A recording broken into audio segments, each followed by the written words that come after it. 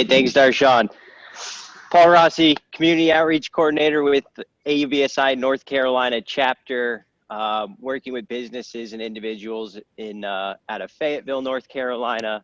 So anybody that's ever served there or been there, great place. I just want to say thank you to everybody right now who is on. We appreciate your time and your attention and all the support that you have given to our chapter last year, and we really look forward to continuing to connect, provide education and opportunities to meet and connect with folks in the industry. So thanks everybody for joining. Ash, who do we got on here, Darshan? Who can I pass it to? I'm swiping here, not really seeing anybody else. So I think the others have not joined in yet. Is there? Someone's there? No, I think that's our folks are there, only that many today. But the other two missing is Ashley Felton. She is our advocacy coordinator, and she's on a maternity leave, so she should be resuming back to work from February. We have Zia Durrani. He is our government liaison. He's focused a lot on counter-US, military, and robotics. So he's going to be joining us. He might join us today, or he'll join us soon. Justine Hollingdale, she's from NC State University. She's our educational coordinator. And we have an intern, Dinesh. He is working on AI and robotics. So that's our team right now. We are growing. So one of the things, just to let you all know early itself, and I'll repeat it again through our session, we are trying to grow our team. So if you're interested to be part of the chapter, reach out to us. You can email ncauvsi@gmail.com or just reach out to us via LinkedIn. And what's your interest and how you would want to be a part of the team. Some of our folks in our team are not based in North Carolina, so remember that we are not restricted. We want to make sure that you want to be a part of this team and do initiatives. Right now, everyone's remotely working, so when it does come to in-person meetings, that may be the only issue. We won't be able to make it, but if the efforts are put in, you don't have to really be there every single time.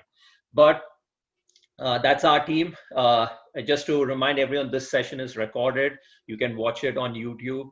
There is a UVSI NC YouTube channel. If you haven't been a part of it, please join. All the sessions, all the events we do, we get it recorded, and it's should be there by end of this weekend itself, and you can watch it. Starting this year, we also are streaming live on LinkedIn. So there's a LinkedIn Live going on right now. We have YouTube, Facebook Live. So those who cannot register, don't have the time to register, I just want to drop in and out, can always watch these sessions on our social media. I'll pass it on to AUSI Lone Star so that they'll do a quick introduction before we get into the other key people in the organization. Adrian. Hey guys, Adrian Dogo, President, AUVSI Lone Star.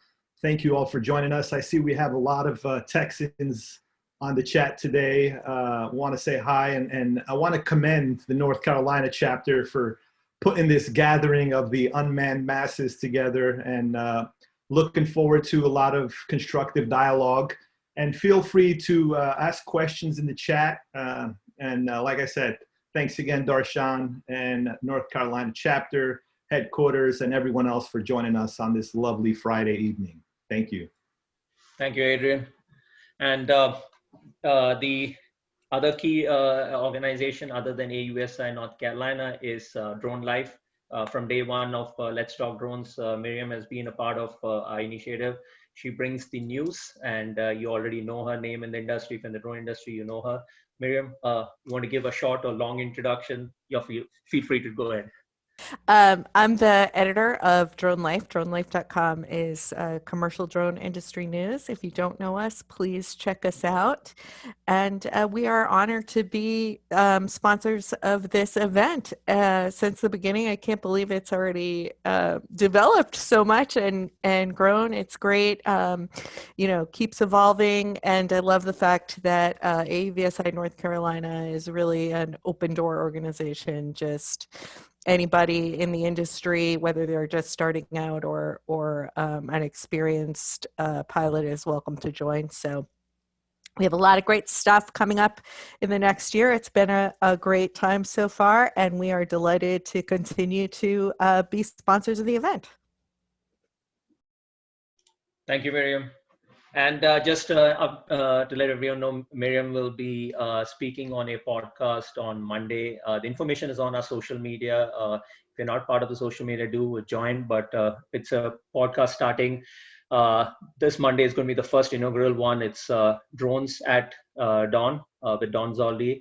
And Miriam is going to be speaking on the first session. So if you are interested in podcast and you love podcasts, this is something you need to be a part of. And it's on our social media, so you can check out the information. Before we kick off, one thing to mention is hopefully today I was hoping we reach 1K on our followers on LinkedIn. We are, I think, 15 short or 20 short, if I'm not right. But I hope if you are not part of the AUVS and social media, so you can check out. Please take the time out and just become a follower. So let's try and see by end of this session we hit 1K followers, and in Facebook we want to try and hit 500 followers. So those are two groups that we're trying. Those two milestones we're trying to achieve. So. The housekeeping rules, Bill already mentioned, to keep the channels mute. You can use a video on. We would love to see you all. And as we start the session, if you have questions, either we'll ask if there's any questions, and you can ask at that time, or you can just post it on the chat. And and you can even direct it to the person you want, so that way the person can reply. If it's general, just put the question, and you don't have to put anyone's name to it. But we'll try our best to answer as many questions. And we try to keep this group small. That's why we have limited registrations only, because this way we can have one-on-one discussions. So for today, our key speakers are Amanda and Michael from AUVSI headquarters, and for company spotlight, we have Aiden and Brett from Cardinal Geospatial. We're going to be talking about their company, and they're also an AUVSI member. Our focus here is to educate you on what AUVSI does, and if you're not a member, some of the benefits of being a member. We are all part of this industry, and we are, I would say most of us are all part of AUVSI, either as a member or as a committee member. And we have attended many events that AUVSI puts together. I would say that our education that we get about the industry wouldn't have been possible if it was not for AUVSI and the extent to the knowledge that they bring globally. So we'll kick it off with first company spotlight. We'll hand it over to Brett and Aiden and let them start off, and we'll have a Q&A, so keep your questions open. Brett, all right, when you're ready. I'll give it a go here. Sure. All right, you should be good now, right? Yes, we can see. Okay, excellent. Well, thanks, Darshan. Thanks for inviting us to come, you and the entire AUVSI team. And we're pleased to be able to talk to you all a little bit about what Cardinal Geospatial is, and a little bit about what we're doing and what we aim to do in the drone sector. So a little bit about us. We are a member of AUVSI in North Carolina, and we like to think of ourselves as a tag team, a collaborative team of geospatial professionals. That's where we have our backgrounds, and we specialize.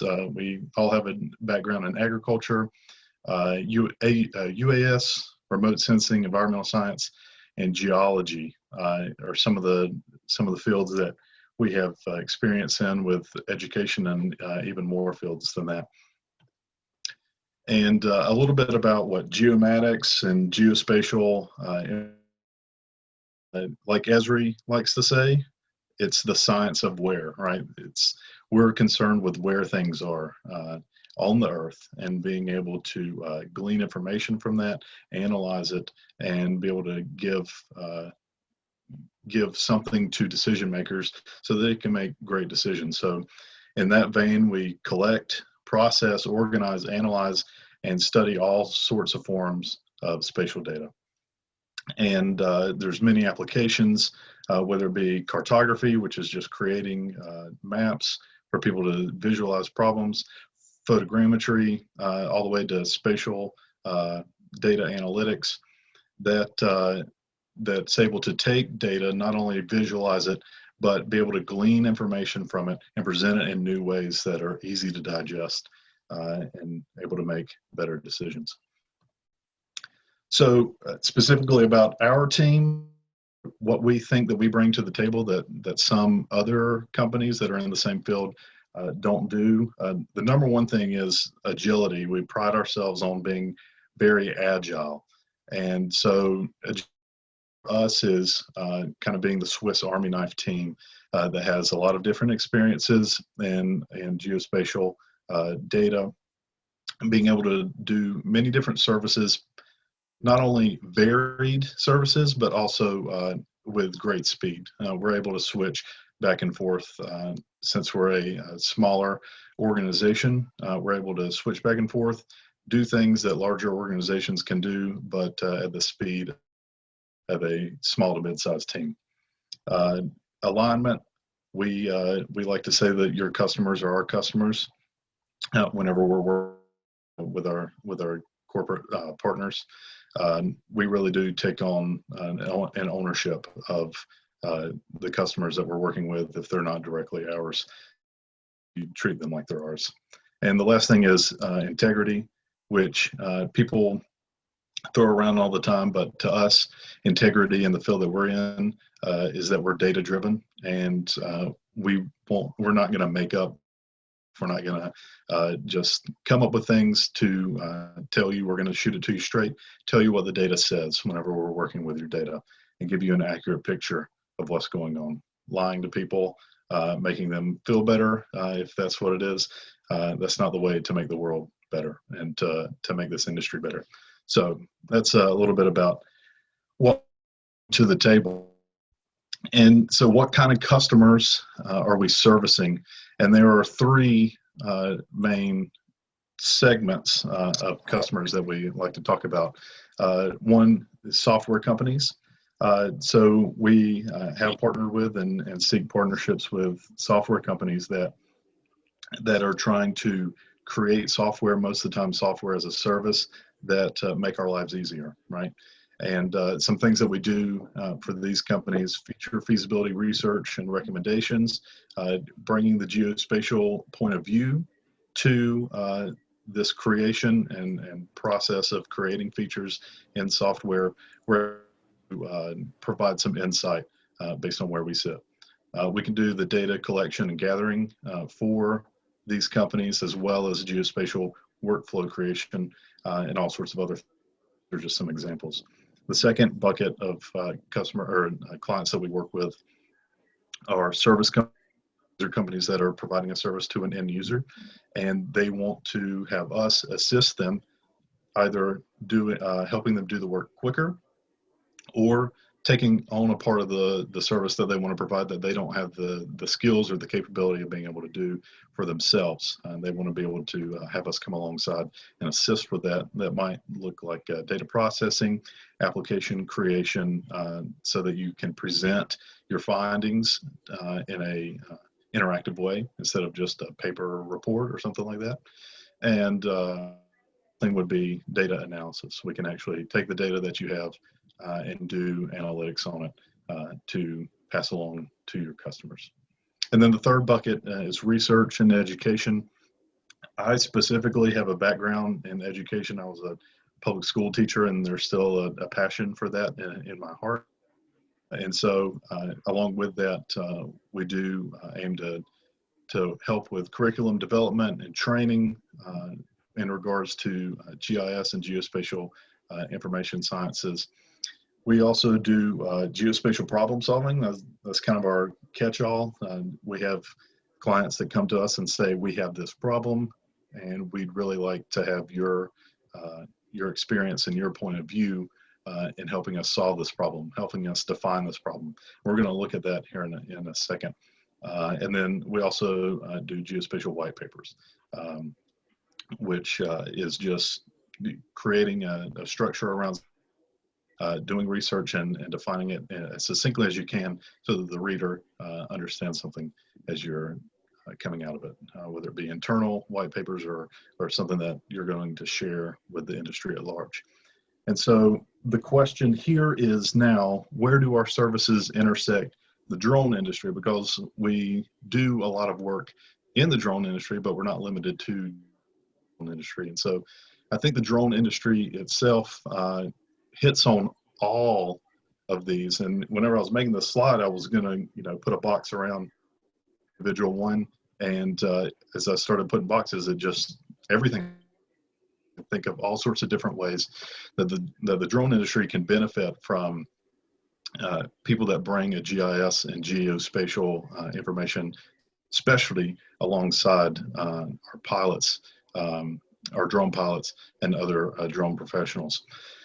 So we're going to look at an example of something that we've been working on for one of our clients, and it was the example that I mentioned a second ago about we had a client come to us and say, we're trying to wrap our head around this issue, and we really think that we could benefit from having your perspective as someone that has a background in GIS and geospatial information science.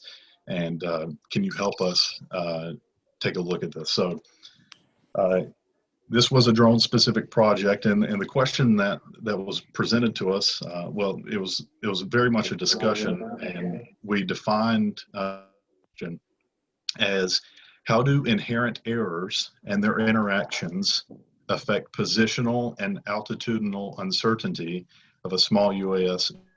And so there's a lot of words going on there.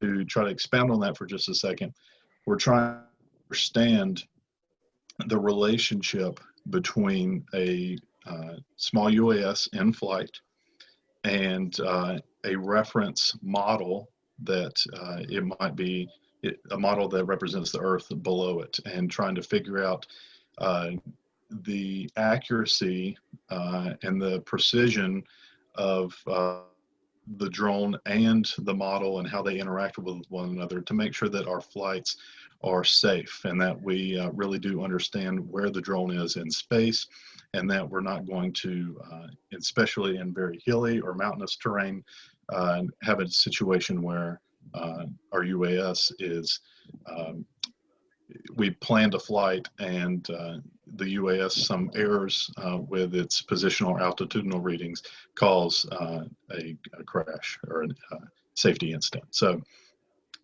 we have, we define 3 buckets. The first one is the models themselves. So whenever I talk about models that we're using to plan or reference during a flight, they're digital elevation models, digital surface models, digital terrain models, whatever you happen to be working with is applicable to the situation you're in. These are rasters, raster data sets, and some people are familiar with them, some people aren't. It's a type of spatial data set that's essentially a grid of different values. And so you can have different resolutions. These resolutions, certain amount of uncertainty, right? Smaller or finer resolution DEMs will be more accurate, right? There's less to average, but they also introduce some type of interpolation issues. So these are all things that you have to worry about and think about whenever you're using your model, what size it is, what type of error range is provided by the manufacturer of the model. And unfortunately, can't know the error range unless you are the person collecting it, or the entity that's collecting and producing these models. So we have these elevation models. They have certain errors, error possibilities inherent to them, as well as a cell size that will define an issue later on. We also have the small UAS.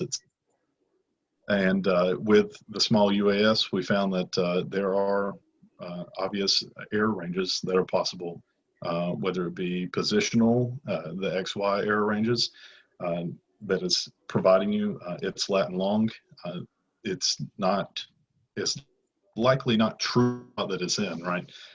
It's probably shifted a little bit over in reality based apart from what it's saying it is whenever it gives you a lat long reading, as well as the Z error, which would be the altitudinal error there. It's providing you a reading, and there are all sorts of different ways that it provides this reading, whether it's reference ellipsoid, in reference to place, its launch place, right, is getting an altitude based on barometric pressure, based on where it was launched from. There are all sorts of errors that can come with these ranges. And unfortunately, manufacturers aren't super willing to provide those ranges. There are a couple ways to kind of figure out a general idea of what those error ranges are. One of them being Transport Canada actually provides guidelines that give generic bounds. So they've gone and they've defined these standard error ranges, and then if a small US meets these requirements, they can get listed under the guidelines in Transport Canada that say these manufacturers and models meet guidelines that Transport Canada has set. And so if you don't have an idea of what those error ranges are, you could use something like that list from Transport Canada that says, well, at least I know it's this certain error range because they've attested to that. To the Canadian government, right? And so the last thing, and I won't spend a lot of time here because we can get really in the weeds, is the data that data are recorded in. And so if you've been around aviation of some sort, you're probably familiar with different types of elevation and altitude, whether it be gravimetric or ellipse or orthometric, and there's differences between the two, and you have to convert, or between the two or three, and you convert back and forth and make sure that you have the readings, the elevation readings are consistent from between your model and your small UAS, right? Your small UAS could be providing a reading, whereas the model provides you a gravimetric reading, or vice versa. You know, you have to account for the datum that these data are collected in and make conversions. And so there are conversion errors that you have to account for if something that you have to go through during your flight planning. So it's a very dense problem and issue and question that we have to deal with. Hopefully that has given you a little bit of insight into how we've structured the problem and defined some of these things.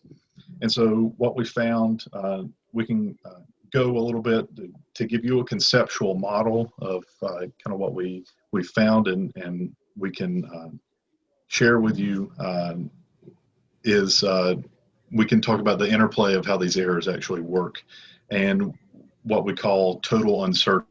So the model, the UAS, the conversion, they have all these errors, and they could possibly add up to a total uncertainty. So if you take a look at this figure on the left, you can see the yellow cells. They're labeled cell A, B, C, D. These are representative of the cells that are in the raster. In the center, we have the small UAS. It has its positional reading. This is where it says it is. Remember, it's likely not exactly in that spot because there are errors that are inherent. There's an error range, right? So we can see that this is where the drone says it is. The red circle signifies our error bound on, say, the XY error of the, and so we can start to see where in reality the drone could be anywhere inside of the circle, right? It's not likely that it's going to be on the edge, but it is technically possible. It's more likely that it's going to be towards the center of the reading, but you know, because there's a distribution that would make it closer, but it is possible that it would be further away. And so if we push to the maximum, we can add another error source on top of that, which is represented by the blue circle.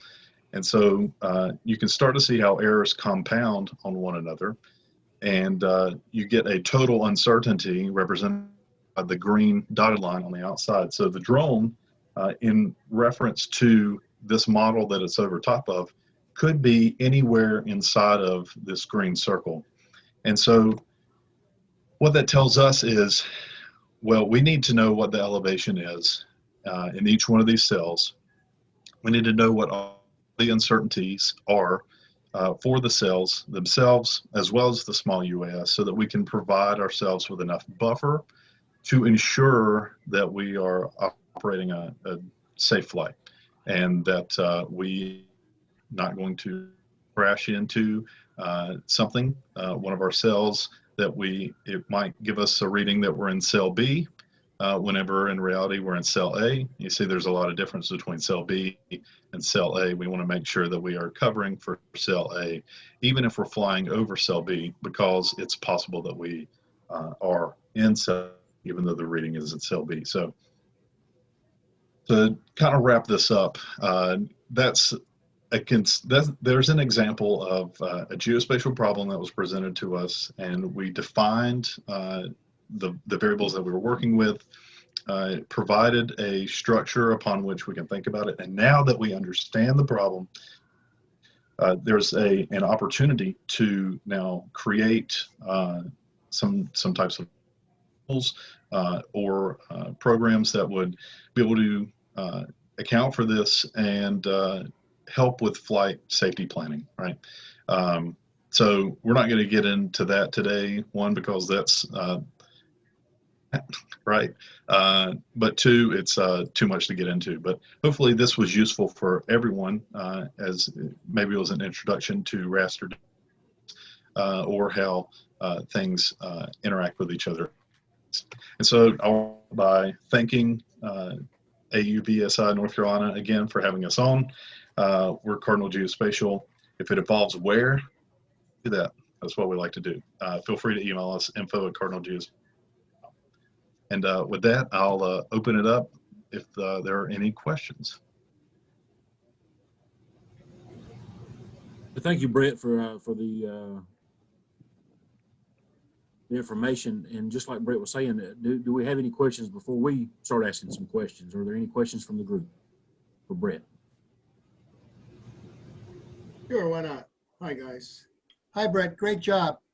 John Cohan from Dynamic Aerodrome Systems. Doing the same type of work here up in Long Island. And I want to just make 2 points. Number one, about what you just talked about. Very, very interesting. So this is, I believe, and correct me if I'm wrong, Brett, this is really the responsibility of the manufacturers to produce a product that deal with these issues, correct?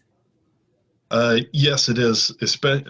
Whenever you say manufacturers, there's two sets of manufacturers that we've been discussing, right? The first one is the manufacturer of the model itself. And so whenever you create a data product like this, I can't go in as much as I would like to and reverse engineer an error range from that, right? I don't know how it was collected, what equipment was used to collect it. So it is their responsibility, yeah. And I mean, the same thing with UAS, UAV manufacturers, right? I don't know all of what went into making that sensor or that system, right? So what's great about this information is that we can take this information and ask questions to the manufacturers on how they're dealing with this problem once you totally grasp it. And I think that's really important when you are purchasing. So that's great work, Brett. The second thing that I'm wondering about is when a couple of years ago, I was doing some work out on Long Island and helping a couple of farmers. And the one thing that came up was baseline data sets. And there was no such thing. I don't think there is still such a thing. When you were showing your product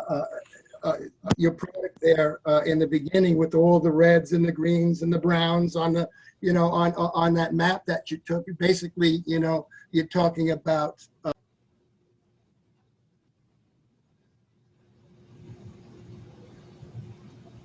Hey, John. John, you're muted. I got muted.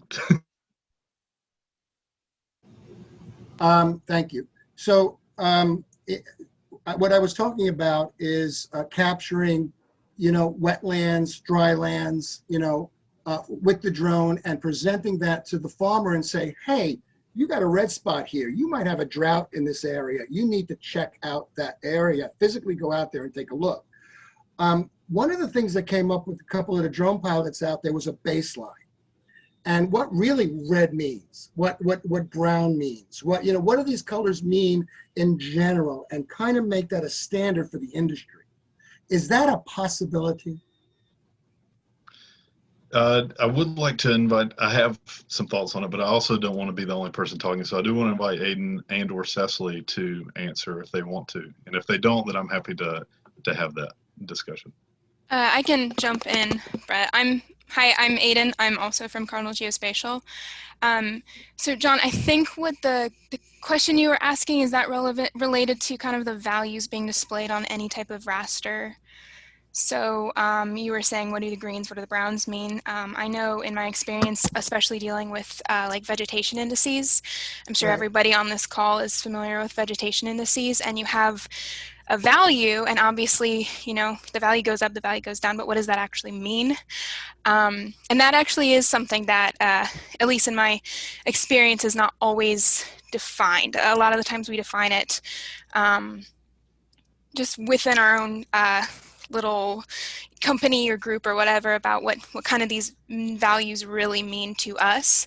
But I mean, you're right. Like, I don't think that there is some standard saying like this value for this particular raster always means your ground is good or your ground is wet or whatever, if that kind of answers the question.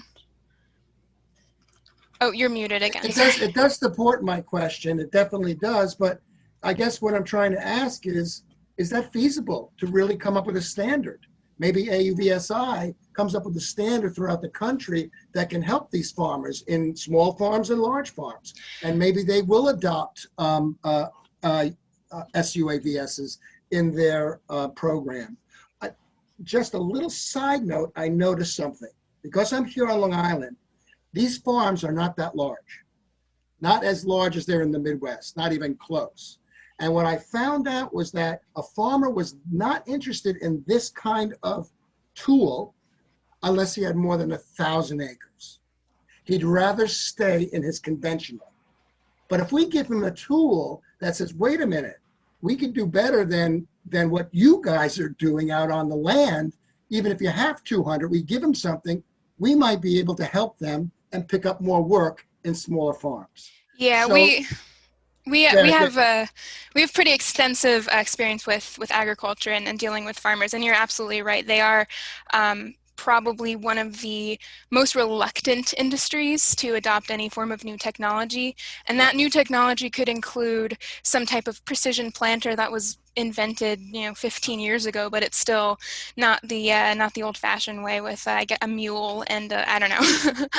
but no, you're absolutely right, and it's oh, sorry, I'm getting a little bit of echo. Okay, it's gone. Just being able to present the technology in a way that feels accessible to a farmer.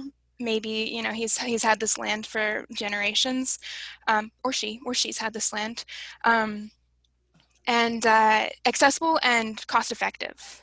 And if we can present solutions that are both of those things, and as well as provide some type of assistance as experts, that you don't need to think about it yourself, we're going to do all the thinking for you, then I could see it being adopted. And to go back to your initial thought about how could we create some type of nationwide standard, that I think it's possible, but I feel like it's one of those things that we would need to get a lot of universities and educational institutions involved in, a lot of them.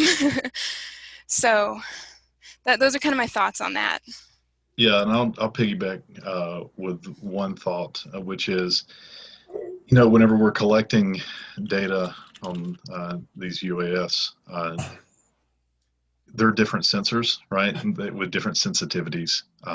And so really the only very accurate way of interpreting it is against itself. in my opinion, right? That's the only true and hard way to do it. And you want to minimize as many variables as possible. So, I mean, you could throw a bird up and get a baseline at point A, and then try to get a reference to that with the same exact bird with the same sensors. You're still going to have change because it's a different time of year and different weather. But you try to account for as many variables as you can and compare things against one another is probably the best approach that we have right now to this. And I just would want to say, John, I think you mentioned that in New York, there's people who say their land's too small or their property's not large enough to create that technology.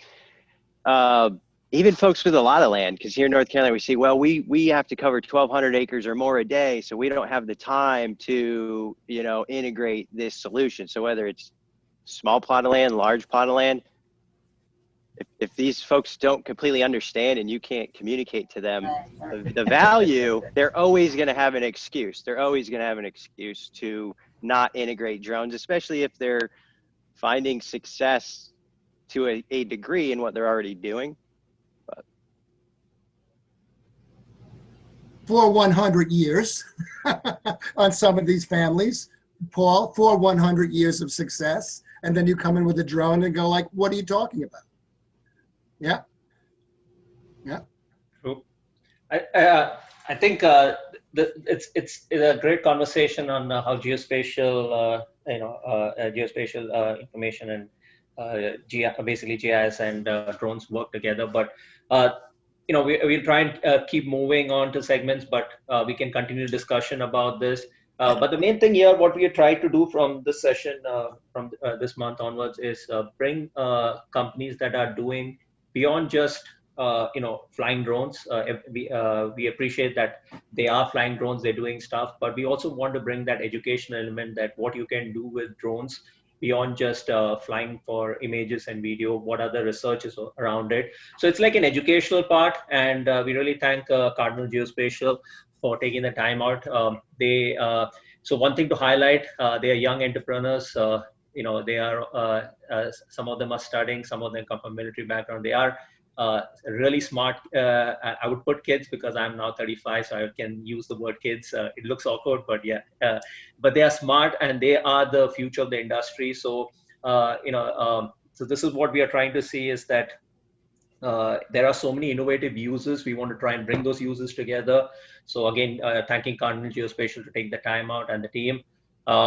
They are also an AUVSI member last year, so we want to make sure that it's highlighted, and they're based in North Carolina. If you have any questions, I would visit their website. Also, Aiden or Brad, if you want to put some of the links on the chat, drop the links so people can reach out to you all directly, also your email, and they're on social media also. We'd like to move ahead, and I know we have an agenda that we created, but we have a small change in that. One is, I know we have an expert in the industry, Mr. Turling from New Air, who's here. I just thought I'll let him take about 5 minutes to just give an update on New Air. And if you're not aware about New Air is a FAA test site, and they're doing amazing things. They just wrapped up the UTM pilot project. So Mr. Turling, he's the CTO of New Air. Would you like to just share some update with everyone here and just something about New Air that we are not aware about? Sure, Dash. Let's see. So you mentioned that we just finished up with UPP project, or phase 2. So that was a very challenging thing to execute with COVID and everything. We had a lot of things virtualized, not the flying, of course, but all the participation from our FAA counterparts was all done over Zoom, and we had multiple cameras around the operations center and live feeds coming from the field, and especially for remote ID, we had like live feeds looking at people's smartphones as you're trying to get the remote ID on these small UAS, and so that was a fascinating research program, and I think it went really well. because of COVID, we didn't get to execute some of the what I would call ride-along test events that would have been nice to test more remote ID and more. I guess how I would say it is that the underpinning for how does the FAA approve a UTM service supplier or a participant in the UTM ecosystem. They obviously have to be qualified, like a Lance provider is qualified. They have a fairly well-established test that they run the Lance providers through before they're verified as a Lance provider. You can imagine something like that would happen with UTM as well, except that it's kicking it up a couple notches in terms of the safety. So we did collect some of that data, and we're going through the analysis now along with the FAA, and hopefully we'll have some good outcomes from that to feed into future work, and perhaps even like a beyond visual line of sight rule that might come out now that we have the ops over people and remote ID rules that finally came out just recently. So we're actually running through a lot of work in kind of understanding, trying to figure out what exactly a means of compliance ought to be to match those rules.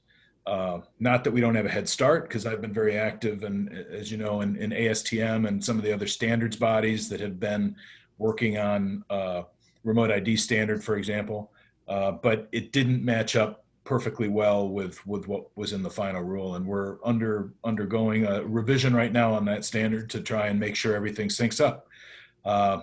But testing and test methods for something like the FAA says in the rule to maximize the range, that's kind of squishy. So we've got to come up with a means of compliance that's going to figure out how to do that appropriately. So we're looking forward to that. Thanks, Andy. And just to highlight to everyone, a lot of the groundbreaking, research and a lot of the stuff that's shaping the future of the industry, that's all happening in many other test sites, but New Air is ahead of everyone. And so a lot of amazing thing happening there. If you want to follow more, do visit their social media, their website. And Andy is an industry expert in this. And as he mentioned about the industry standards and stuff, he's part of all the boards. So it is nice to have him over. I think the smartness, I think the intelligence runs in the genes. We have Andy and his daughter, Aiden.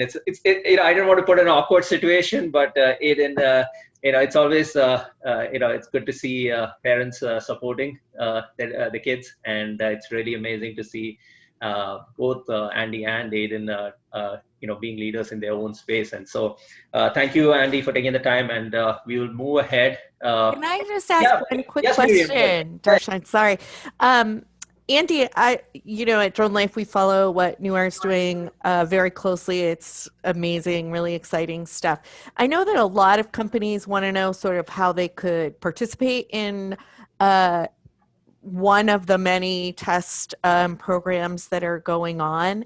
And, beyond just sending you an email, which I'm sure is not the right way to do it, do you have any ideas for companies who really would love to get involved in some of the great projects that you're doing up there? Well, actually, our website, newair.org, there's an info at newair.org. You can send us an inquiry through the website. So that wouldn't come directly to me, although I think most technical stuff eventually filters its way up to me. But for something like UPP2, I mean, that was a fairly specific set of requirements that the FAA had laid down, and so participation in that was kind of limited to if you were a USS or a UTM service supplier, like your Aeros or AirMap or something like that, and generally a fairly large operator like Drone Up or Measure or somebody. Those were some of our partners, and so but yeah, so send info. I think it's info@newair.org, or go to our website, or if all else fails, you can get my email address. I'll put it in the chat. Thanks so much. You guys are doing great projects. And I was trying to rush him because he had to leave at 5, so I didn't want to let him go without giving an update. But I think someone mentioned about the link, so I just put the URL link, and I think the rest of the information will be put by Andy before he leaves. But yeah. So let's move on, and we have our key speakers for today, Amanda and Michael from AUSI headquarters. I think, Michael, you're going to be taking the lead here, so you can share the screen when you're ready. Almost started talking while I was on mute too.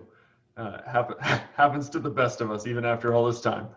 Well, thank you. Is everybody seeing the screen okay? A couple thumbs ups would suffice. Yeah, okay, great. So AVSI, hopefully most of the folks here are familiar with us, but we'll run through a quick background here. I promise there's 10 slides, and that includes this one and a contact slide at the end. So we're trying to keep it light, and we'll also share the slide deck with Darshan to distribute afterwards to anybody that's interested. We're very pleased to join this webinar, kick off the new year with this group. It's great to see a lot of familiar faces, a lot of familiar names on the other boxes, and we're looking forward to a 2021 that follows a inverse pattern of 2020, where we're going to start out in total disarray and slowly get better as we go, and that you heard it here first. I also wanted to just comment quickly that we love to see the collaboration amongst chapters. So appreciated the invite from North Carolina. Great to see Adrian and some of the Lone Star folks on the line here, that we're pulling in folks from Long Island as well. Just a real testament to the work of the North Carolina team, getting out the good word about AVSI, about unmanned systems, and appreciate all the support you all are giving them. We'll dive in here first, and I'll give you my best impression of the movie theater voiceover announcer guy, where our vision, it starts with the world, kind of thing. And our goal has been since 1972 and continues to be promoting the safe and responsible deployment of unmanned systems. So a lot of this discussion today has focused on UAS specifically. We do also cover ground and maritime, both surface and subsurface systems. If it's either remotely piloted or autonomously driven, we cover it, and our members are working on it. So we want to see a world where these systems are ubiquitous, they're everywhere, that they are contributing to society, they're contributing to the economy, and where they're really increasing human potential across the board. And I think the last couple of years, last year in particular, we saw a lot of use cases come out supporting not only the manufacture of personal protective equipment among a lot of our manufacturers early into COVID, but safe distribution of medications. We've got companies that are getting involved in the vaccine rollout, and it's just a great industry to be a part of, and a great narrative that we've been able to support what's been, the biggest challenge of this lifetime, trying to work through the pandemic. So our focus as an organization, we are based in Arlington, Virginia, so just outside DC, but certainly we've got our policy team that's across the river, up on the hill with DOT regularly, helping to push for policies, for regulations that are going to advance the market. So if we're going to kind of throw 4 buckets at you for AVSI, who we are, what we do, number 1 is advocacy. Number 2, education.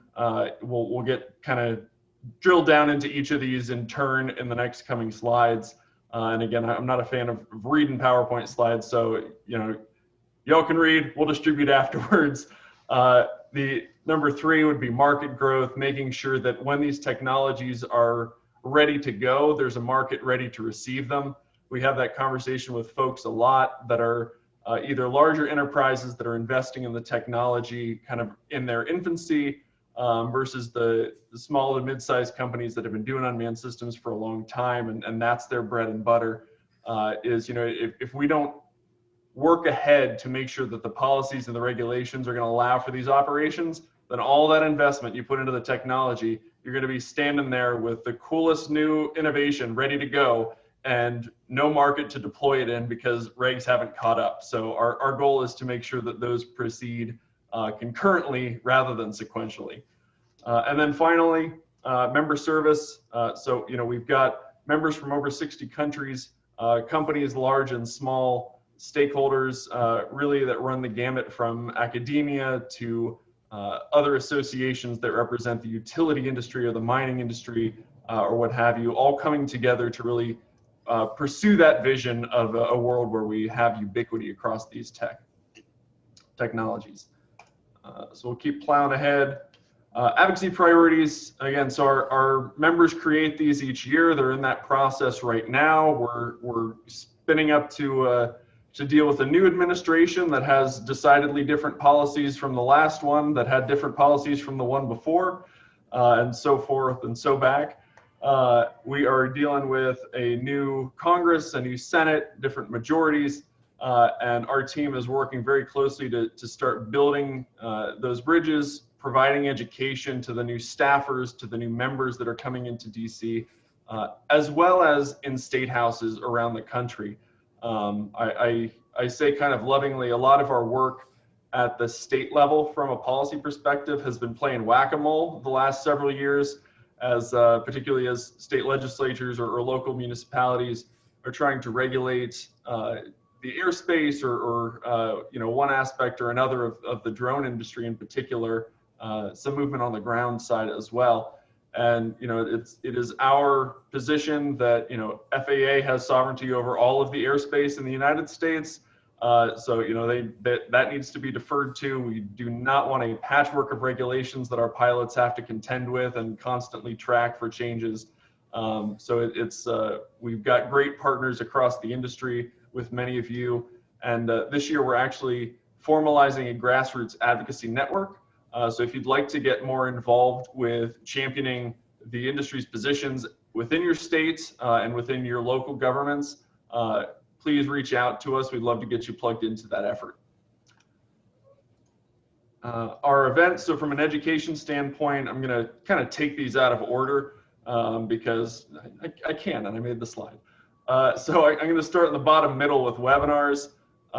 Historically, we had done about one webinar a month, and others added in when they were either a special topic that got sponsored by one of our members or a particularly timely development that we wanted to make sure we addressed. So when everything went into quarantine last year, our education team really stepped up their game, and we did between 3 and 4 webinars a month, starting in I think April and through the end of the year. All of them are free to the community. So a big push for us, and Aiden and John were talking earlier about kind of the perception with farmers and with other critical industries and kind of vertical markets for the technology. These are great tools, and they're all recorded and available on demand to push out to your customer networks. Find one on agriculture and share with them here's the art of the possible. Here's some of the challenges you might run into, and here's some of the ways we've been addressing them. It's really a great series. This year, we're expecting to have at least 3 a month. So plenty of opportunity to tune in, eat a sandwich while you're watching, answer some emails, but get the information into the brain. Across the board, we're probably best known for AVSI Exponential. That's our flagship event. When we're live, we usually have about 8,500 people, 720 exhibitors over 4 days in whatever city we're in that year. Last year, for the first time, we were completely virtual. And this year, we are spinning up to be our first hybrid event that will have virtual and in-person components. There's some announcements coming for that I can't divulge today, but will be announced probably next week, the week after at the latest. So stay tuned for all of the info about how that's going to roll out this year.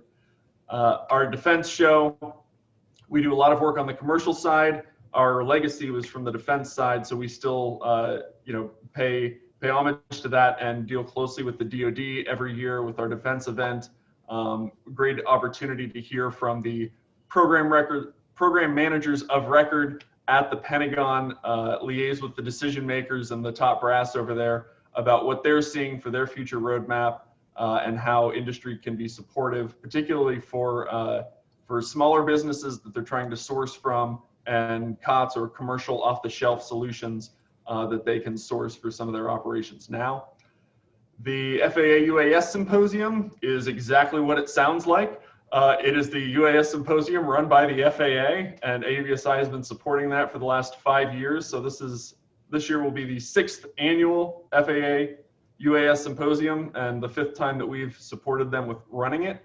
It's going to be virtual again this year in 2 episodes. Again, dates will be released pretty soon. As I think we're probably all familiar, the FAA moves at a pace, and we're hopeful that those dates are going to be signed, sealed, delivered, stamped, approved, and out to the public here pretty quickly.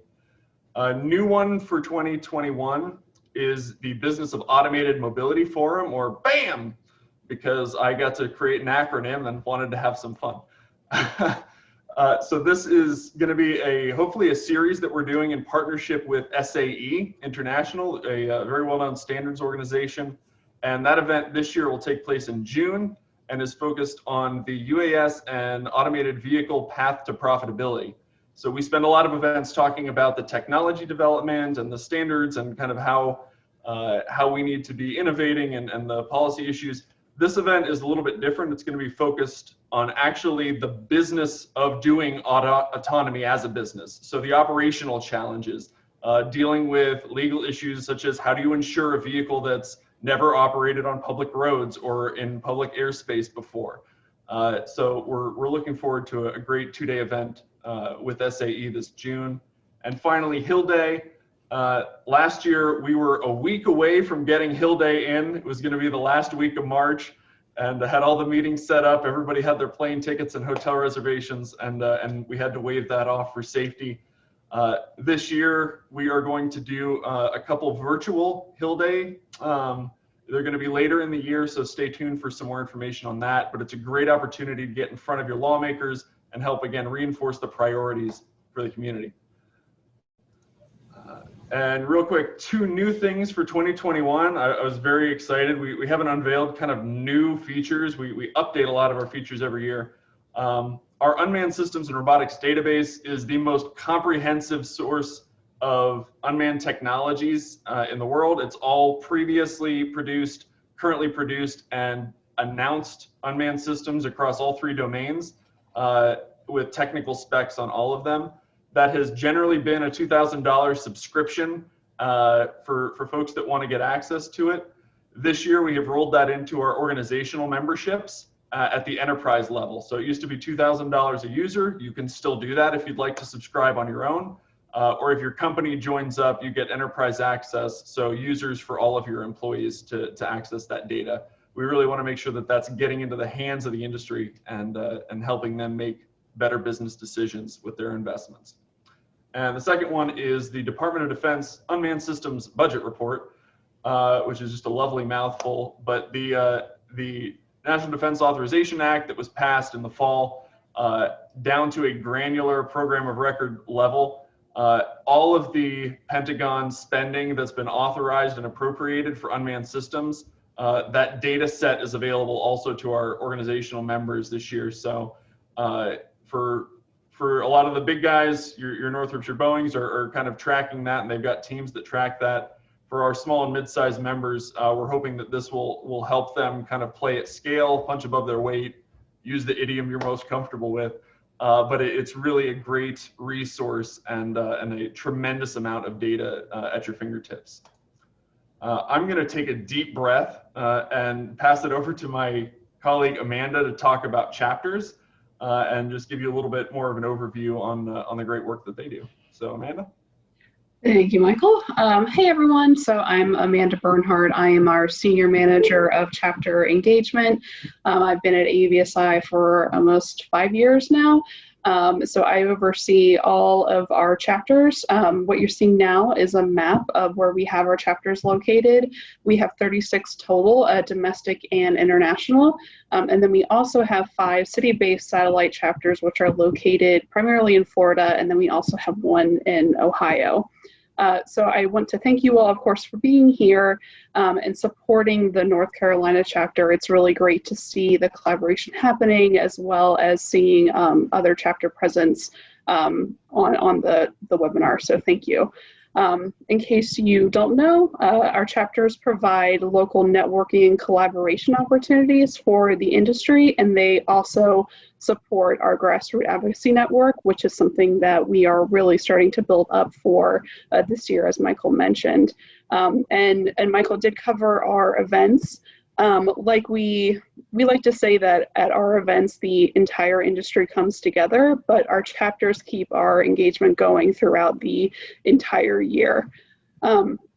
Like I said, I'm really glad to see everyone all over. I really want to give a big shout out to Adrian with our Lone Star chapter for being a great partner for their North Carolina chapter.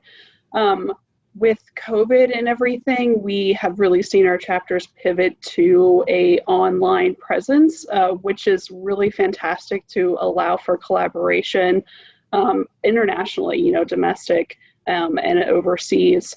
So I would really encourage you to look at our full chapter network and see if there is something that you are interested in participating in.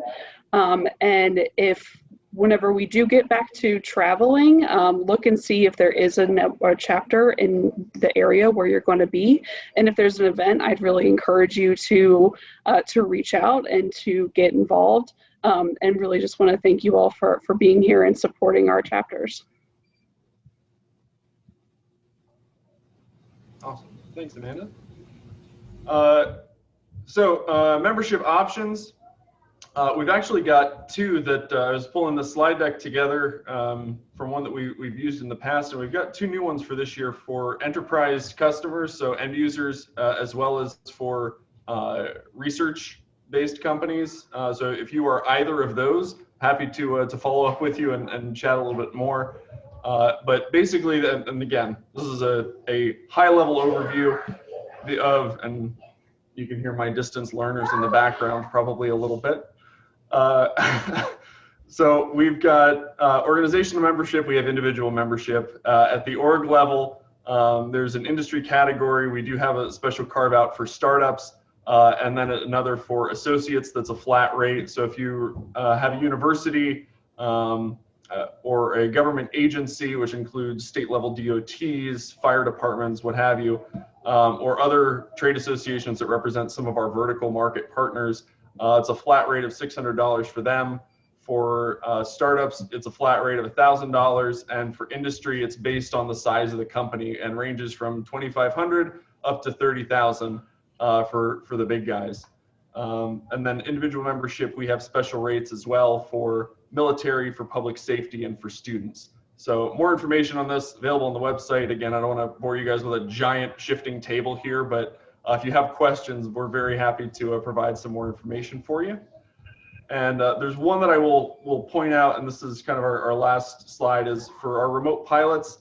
In 2017, shortly after Part 107 had come out, Brian Wynn, our CEO, and I did a listening tour around the country. We leveraged our chapter network to go to 10 cities in 12 weeks and hear from a couple hundred remote pilots what it was that they were looking for to contend with the new regulations in a completely kind of unscripted, unprompted fashion. And the two key takeaways that we took away from that listening tour that came up in every single city without our prompting were, number one, the waiver process sucks.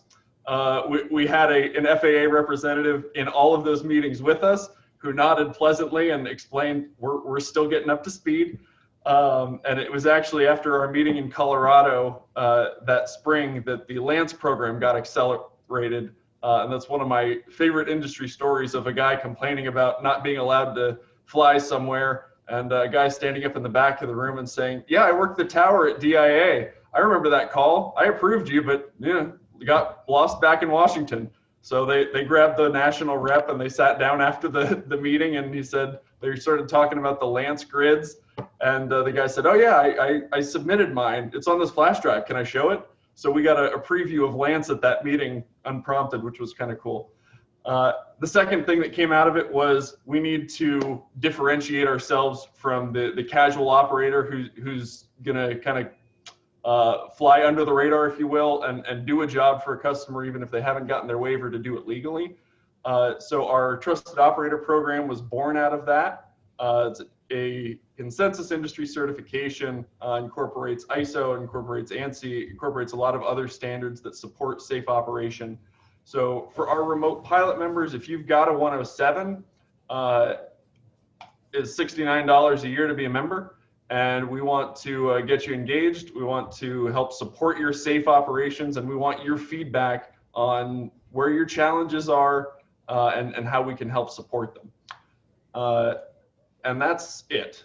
So this is our contact information. I'll dump it in the chat as well for everybody. But again, we're very pleased to be here. Appreciate the invite from Darshan. And if you want our virtual version of our bumper sticker, if you've been to one of our events, you've probably seen my other vehicle is unmanned bumper sticker. So as soon as COVID hit, I said, well, obviously we need to have my other office is unmanned because we haven't been there in 10 months.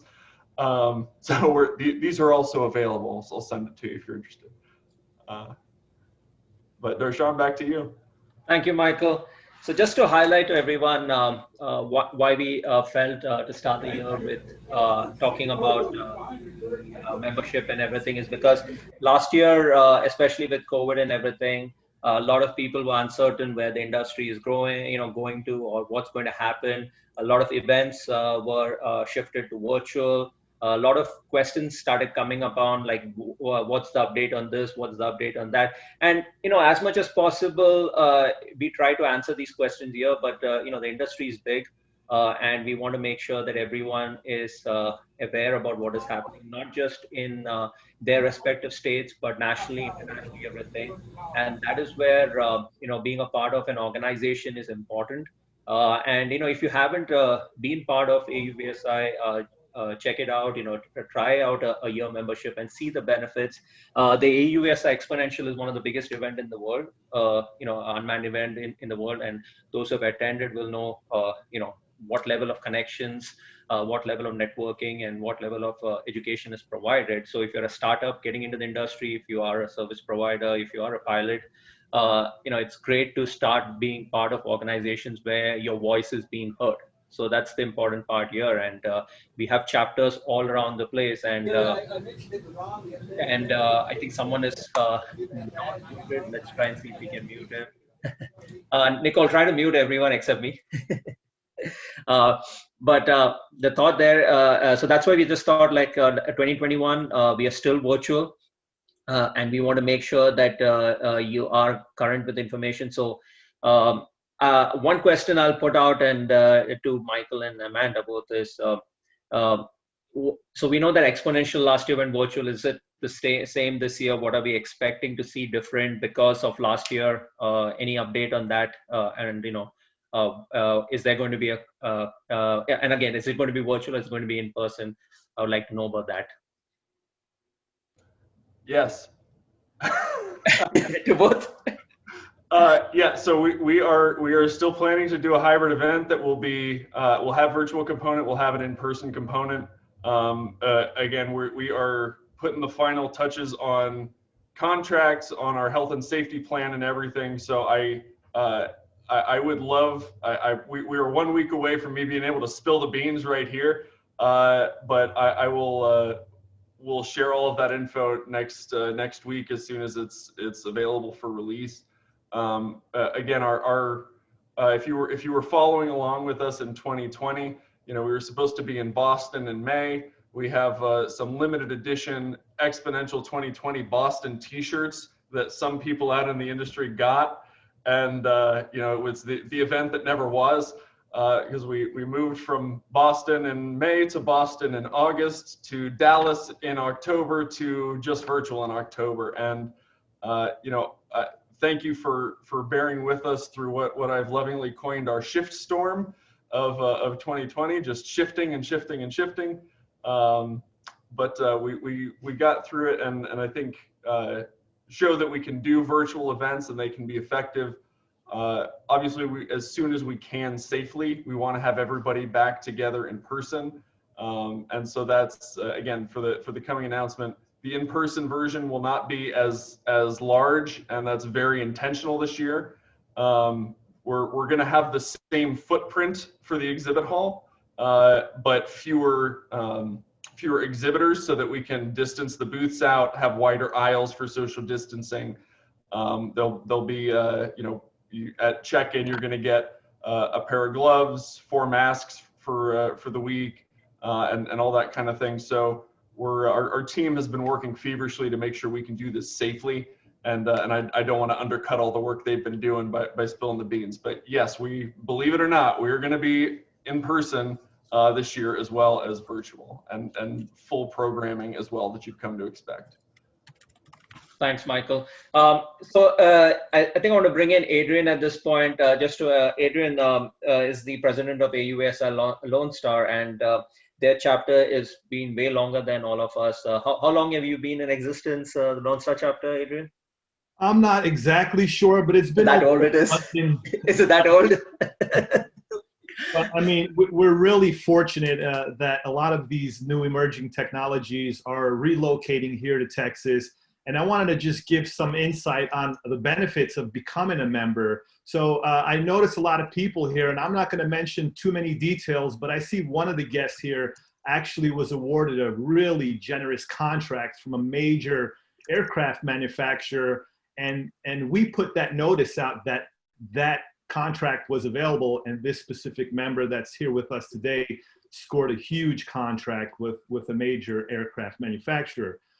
Besides those opportunities, we have the networking events, we have huge advocating events. Scott will back me on this. Scott Stoffman's out of Texas as well. We've had senators actually shooting drones from the sky and thinking that's okay. So we need to step in and educate, advocate, and connect a lot of these industries, to further or better the cause. I also want to touch on another thing. I want to recognize Desi Eckstein. I know she's here. She's a huge force in the drone industry, and especially what she does for Women in Drones. And we were briefed last night from the FAA, and we had some great information. Unfortunately, it hasn't all materialized. It'll be released in March 1st, from what I understand. All the exams will be updated, and then March 16th, the exams will be able, or you can take the exam with the updated version. However, there's a lot of great information that was disseminated yesterday. And from what it looks like, we are approaching the golden age of aviation. We will be seeing beyond visual line of sight. Once this remote ID is implemented mid-September 2023, that's when the next phase kicks in, and we can start executing UTM, unmanned traffic management, urban air mobility. So the puzzles are falling into place, and AUVSI is uniquely positioned as a community-based organization, as a nonprofit, to kind of further the industry. So I highly recommend everyone partake in events like this and be a part. I mean, at $69 a year, it's really a no-brainer. Just the information and the networking you get, besides potential clients or contracts that might pop up. So I'll get off my horse now and thank you everyone for joining us. And Adrian, just to ask one last question is, how was it the startups and members benefited from the Lone Star chapter over time? Like, that's something we want to make sure people are aware about, just beyond, just mentioning that be a part of the chapter. Is there something that you would like to share? Yeah, so what we try to do is partner with other organizations. We're fortunate here in Texas, we're part of the Capital Factory, and they have bases in Dallas, Austin, and they're specifically involved in venture capitalists, startups. So they always reach out to us, and we try to provide the talent from our roster. So we definitely have our ear to the ground when it comes to startups, to business. We're more business minded, but we also try to facilitate recreationalists, hobbyists at every level. Thank you. And just to inform everyone, as we started our chapter out in 2019, Adrian flew down from Texas to come and support us on the first meeting. And, myself and Riley, we were in the office when Adrian came, and he came with no suitcase, nothing, just a suit on. And he was like, I'm going to stay a day with y'all and, help y'all out. And we were going to that meeting with some sort of an agenda that we're going to do this and that. And then he had a discussion with us, and we realized all what we were thinking were on the no side of. So, it is great to get, and, when Adrian mentioned about collaboration with the organization, that's what we have been able to do, is partner with other chapters, learn what's going on, because we want to be able to drive this industry in not just in one state but in all states, and it's all through collaboration. So Adrian, thank you for you and your team to continue supporting us. And Amanda, question about chapters. How many chapters are there overall, nationally, internationally? And like to know how that information, how is it helping nationally, internationally, these chapters being a part of this, as information being shared and stuff? Sure. So we have 36 chapters, domestic and international. 3 of them are international, and then the rest are US based. From what I have really seen is what it's really helping members is making local connections, because really what happens locally is where we're seeing a lot of members care about. Like with our events, you can connect with a lot of big industry partners, but with local is really where you're going to build the connections and that engagement. And we're really seeing it too for people who are just starting to grow into the industry. So for like our startups, chapters have been really vital for getting involved and getting the word out. Thank you, Amanda. And something which Michael had highlighted, which I won't make everyone aware about, is the TOPS program. That's something I was part of it. I was part of the public safety side. I was the main lead, and we worked on creating the standards and stuff. So, the thing is, this is where it comes back to, is there is industry recognized standard, nationally, internationally recognized standards that we can operate under. And you want to be, if you're a drone pilot and you want to be a level up from everyone else, you need to look into that. And there's a lot of information out online, but you can reach out to us directly. And if you go to the AUVSI social media, you'll see an update on, I think it's weekly, they give an update on the TOPS rated pilots. So you can also reach out to those pilots and get more information on why they have to be a part of the organization, everything. So this is just general information that we wanted to share today. And one other, not to put Desi in a tough situation, but as Adrian mentioned about women and drones, Desi, do you want to just give a quick update on women and drones and how it's playing a role in the industry? Hello, everybody. Thank you for doing this and putting this together. It's been amazing, and so I'm just so excited to even be a part of it, hearing all the wonderful information. I love sharing about the TOPS program. I'm huge on safety. AUVSI really does a fantastic job about promoting safety, and that's what it's all about. Women in Drones is just doing amazing things. We've actually expanded. I don't know if you've seen, but we have networking with other people in the industry. We're doing a representation for women who are working in the industry and the different aspects that are involved in it. And we have now a job posting board where we can make connections and bringing people together. And so there's just a lot of outreach that is happening. Oh yeah, and we have a coffee connection which is not limited to just women. Let's make that clear. Anyone and everyone. Yes, we welcome everybody, because that's what it's all about, connecting people and networking. And the topics are just phenomenal. This coming week, we actually have Zipline doing a demonstration. So it's not even just here in the United States, it's all across the world, making connections. And so it's really exciting. And we just are so excited about all the things that are happening with women in drones. So thank you for letting me put in my little 2 bits there. Thank you, Daisy. And Daisy and Kim, who are running that Coffee Connect, were invited myself and Riley to the session. So we were really fortunate to be there. And they do giveaways. So, that's something they give a lot of stuff out. So make sure you attend those sessions. Daisy, if you want to put your information or any information on that people can find and connect, just feel free to put it on the chat. But that, like I mentioned earlier, it's all about connecting with organizations. We are not the only source of news education out there. There's so many out there that give information, and we just want to make sure that you're able to connect with all of them. So this is, we had our key session and key speaker. We had our company spotlight. This is something new that we have started adding, so we would love to get your feedback.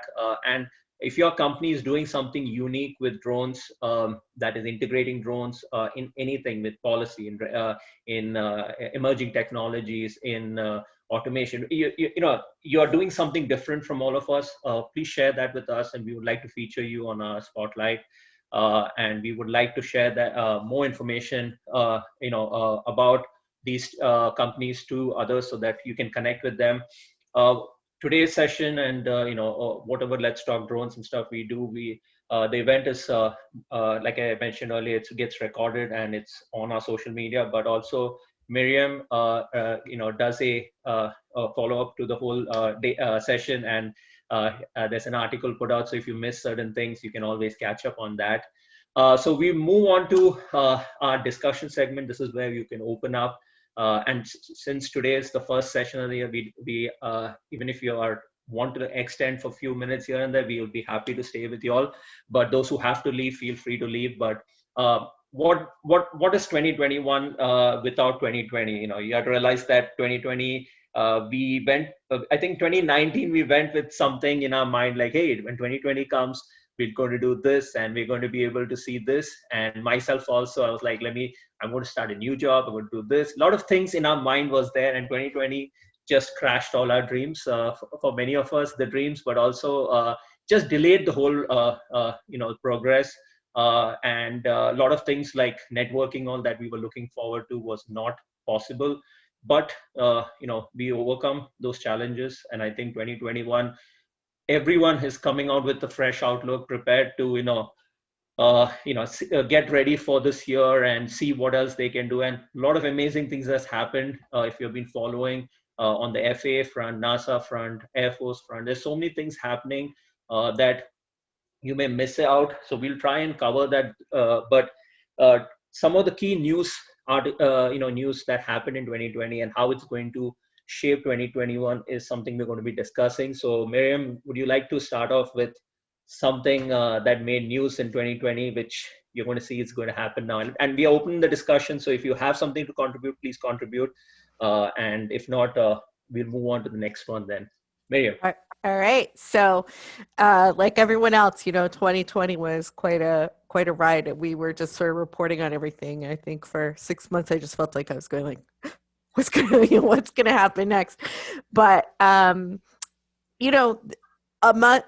among the sort of bad news stories, there was actually a lot of good news in the drone industry. We still made a lot of progress. It's amazing how companies, big and small, managed to get work done despite the pandemic. So here are 3 of the things that are sort of top stories in 2020, and I'm just going to throw them out there for discussion.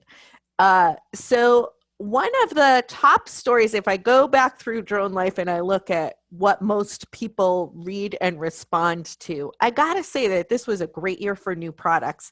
So DJI released a lot of new products. We have the Mavic Air 2, the Mini 2, the Matrice 300. Skydio introduced the new X2 series with the X2E, X2D.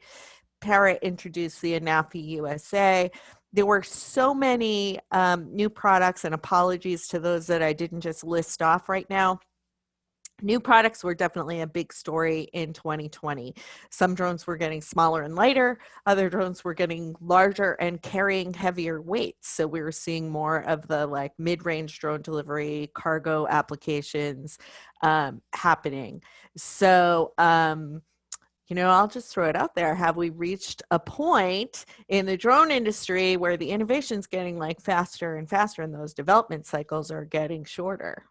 I don't know, because we definitely saw ramped up product development, manufacturers getting it out there. Anybody want to chime in? Anyone want to start in the discussion? Okay. I'm going to move on then. Scott, do you have anything to say, Scott?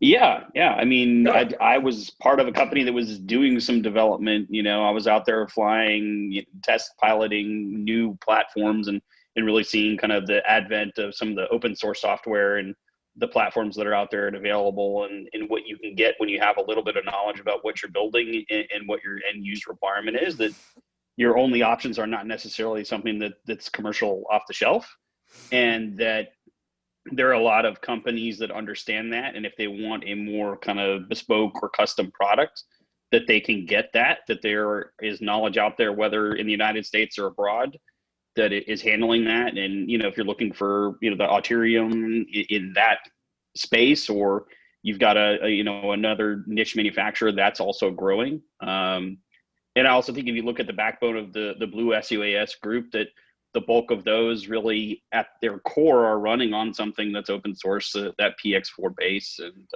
I think that's exciting, and realizing that there needs to be a little bit more infrastructure around those to sort of mimic that experience of what you get in that commercial off the shelf. And so that's exciting. And I think there's a lot more that's going to come from that. You bring up actually an awesome point, Scott, which is we write a lot about Auterium. That's been like sort of an exciting development in the industry. But you bring up a great point, is that now I'm starting to see sort of more products oriented around a specific vertical, because the verticals are huge. I mean, if you're talking about engineering, that's a gigantic, field. And so to have aircraft designed specifically for that kind of purpose, I'm seeing much more of that kind of development. I think we've just reached a base level of knowledge and understanding in the industry where now people can say, okay, we can get it to fly. How do we get it to do exactly what we want it to do? And I think that's where first it was, it was more like one product for everything, and you have no choices. Now the choices have come, but it's also how when the rules and regulations are changing, and even organizations are keeping focus, like they are adding policies for certain products that they are able to use and stuff. One of the things which I would like to bring upon and see somebody's feedback is, as users or as service providers, how much of last year's news on Blue SUS and other changes has impacted your operation? Have you changed your fleet? Have you decided to move ahead and make purchases? Because that's something, it's an investment you have made over the years, and now you have to make either stop using it as per a company and organization policy, or you have to go ahead and buy a new fleet, which is again costly. So anyone wants to talk about anything that they had to do in their organization or at their company or as an individual?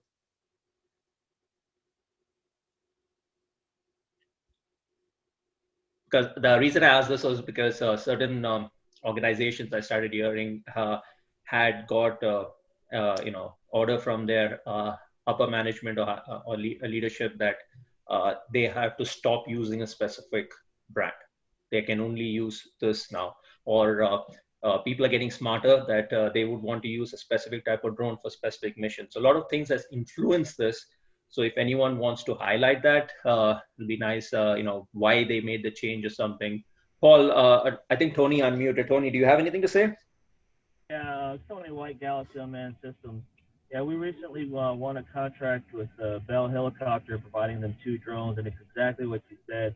They spec'd out 2 systems that we had to build from scratch. Both of them had to lift 10 pounds. They had to be identical. Had to run the pick-hawk system with the pick-4, which I've never done before. So I've had a crash course in the last few months getting the systems going. It picks for Q ground control and mission planner because it's a software. We've been going through queues like crazy trying to find a good mix. We got well over 15,000 to 20,000 wrapped up in each ship. So we finished our first iteration of formation, autonomous formation flying with Bell. Now we're flying different sensor payloads, and it's all mainly for their manned systems, optionally manned systems. And another part of the company, we do unmanned airships. And we kind of kind of relaunch that side of the company. We don't have any aircraft flying right now. We just came off an Army SBIR Phase 1 to design an airship aerostat hybrid. We finished that effort. Now we're on an Air Force STTR. We're partnering with the University of Arlington, UTA Arlington, to develop our autonomous flight system, autonomous launch and recovery, and autonomous general flight. This is all falls under the Orb umbrella. And we're a different platform. In fact, it's not a multi-copter or a fixed wing or vertical lift fixed wing. We're in the electric world. We're more electric hybrid with airship in mind. So we're going in a couple of different directions. And also of the new purchases, we just got the Skydio 2 to assess that thing. And, really happy with the way it flies. Not really quite happy with having to pay $1,500 a year to get full functionality out of it. So that's what's happening on that one. If you have any questions on the Skydio, it's any good, you can give us a holler. It's a pretty good rate. Okay. So one thing that I like to highlight is that I know there was a point wherein and maybe as an organization or agency you have gone through these, but there was an agency that reached out to me.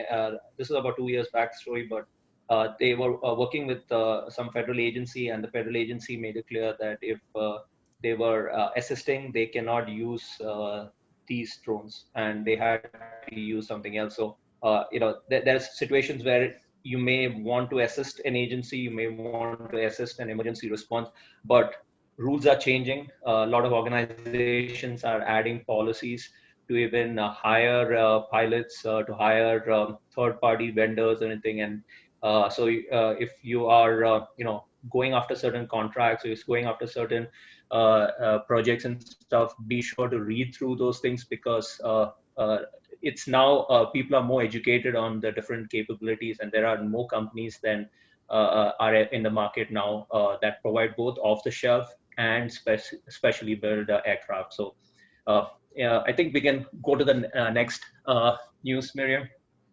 Sure. And I just want to touch on that because one of my other items was certainly the blue SUAS list, which was a really big change because it sort of brought things from a vague, we don't think this is a good idea, to, okay, these are okay. And that was a new thing.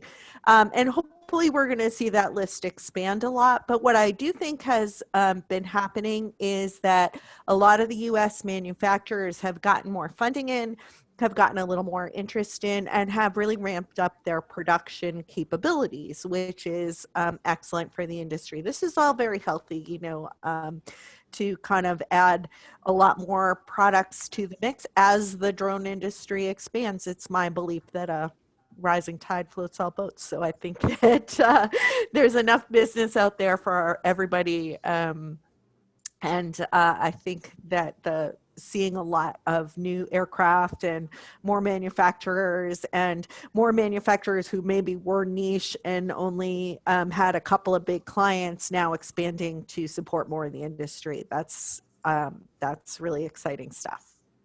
Yeah, okay, so the big one that you have to mention is remote ID. And it's unclear, was this big news for 2020 or is it really big news for 2021 or kind of future things?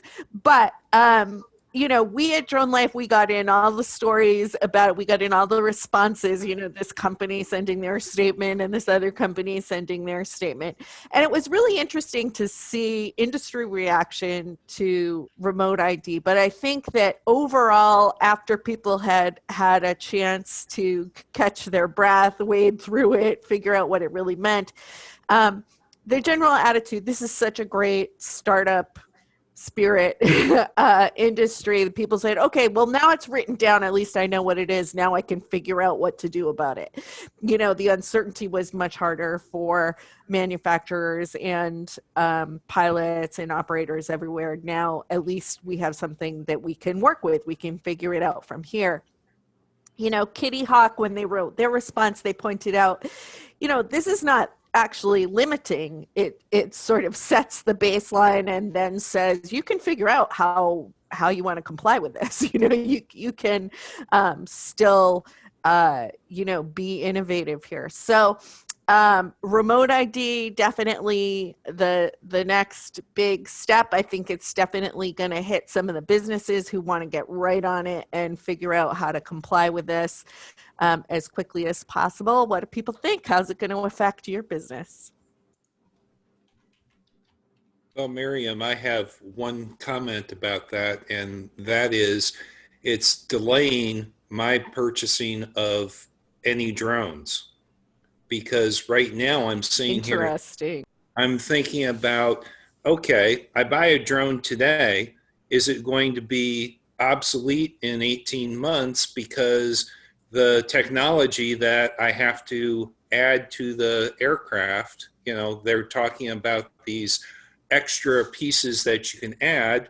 Is it going to be available for that drone, or is that drone manufacturer going to say, oh, guess what? We don't have a firmware upgrade to be able to handle this. We don't have the ability to just add that component.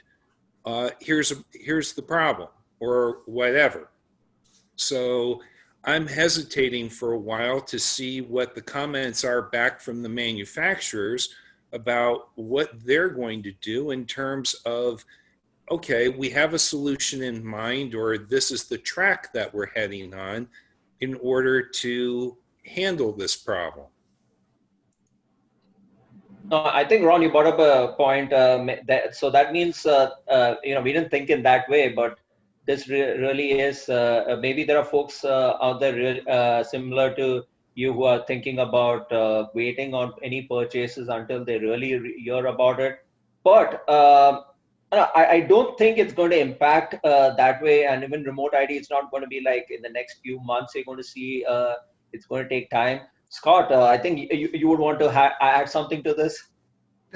Yeah, and I think like one of the biggest things that I've been a part of with many other people in the industry across the Facebook groups and live streams and all those sorts of things is just to try and get the information out there about when these rules actually go into effect and when end users truly need to worry about these things. That the actual compliance date for the end user isn't for 32 months. So you do not have to have a drone to operate with either standard remote ID or a broadcast dongle for 32 months. So anything you buy today will still be allowed to be operated in the NAS, wherever you would now. If you've got, clearance in controlled airspace or anything like that, you can still do it.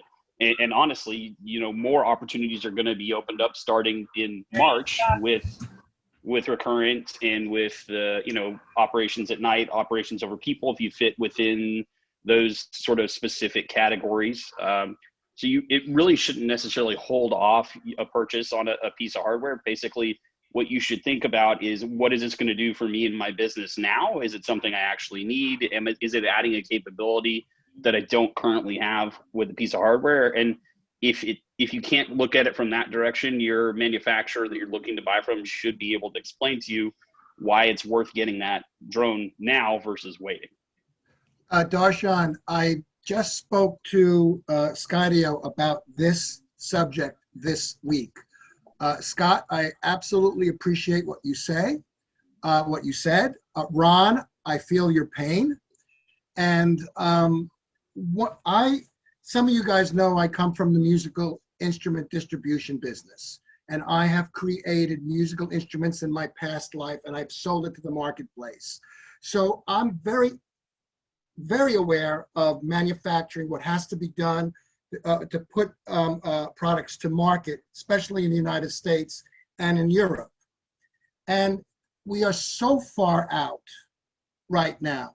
I'm having, and God bless Skydio and Gilliam and all those people there. I have no problems with what they're saying, but I don't know if I can really believe it, because there's so much. They're saying we're going to comply, we're going to do this, we're going to do that. They don't want to lose me as a customer. And I'm very interested in that, but I'm scared. I'm still scared to buy, based on what Ron said. Scott, you make a lot of sense, okay? But still, the discussion with Skydio did not make me warm and fuzzy. I got to tell you. So I don't think these guys know. So I think what we are trying to understand from have to have a better I won't use the word just marketing plan, but they have to educate better on how remote ID and everything is going to make an impact and how they are going to comply with it.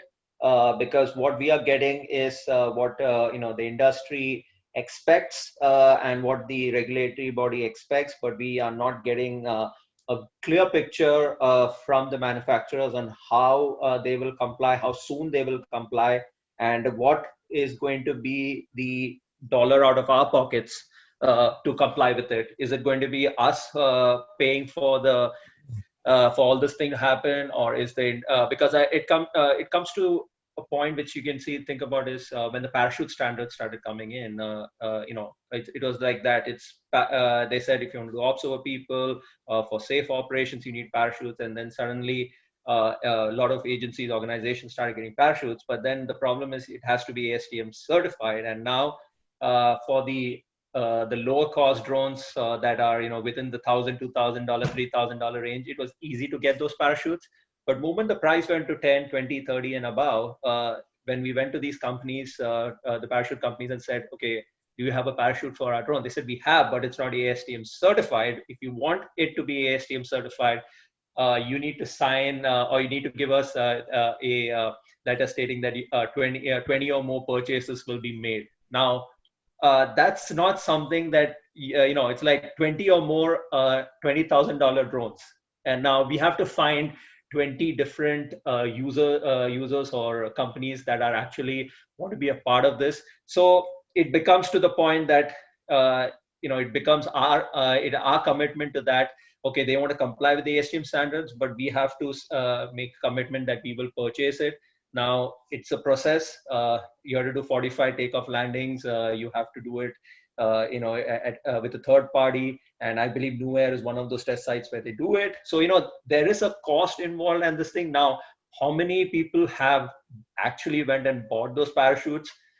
Not many, because once the cost goes up, the price of the parachutes also go up and everything goes up. And then there's a clause in that is you cannot self-fold your parachute.